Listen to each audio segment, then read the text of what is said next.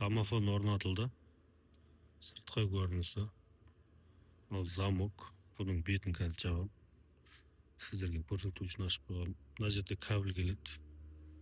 Біреу минус, біреу плюс.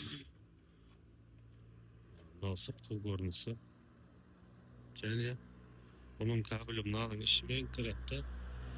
Ана жерде кепке береді. Одан шығып, бұлар ана жерде ящиктің ішінде жиналады кабельдері. Домофон осы жерге жиналатын болады, осы ящикке. Және үй соғатындарға кішігірім кеңес болсын. Желательно YouTube FTP кабельді осылайына шлангымен сыртқа шығарып кеткендеріңіз дұрыс.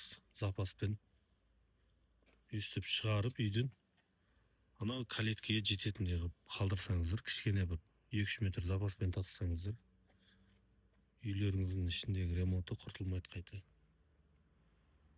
Домофон қойдыратын кезде келеді, осылайына монтаж істеп, сыртқы жұмыстармен алып кетеді. Іште тек қана экран қояды болды.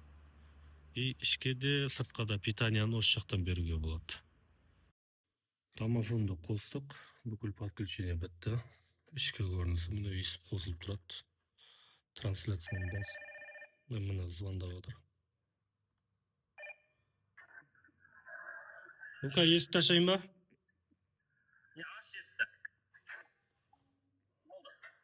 Есік ашылды. Және осыны телефон арқылы да ашуға болады.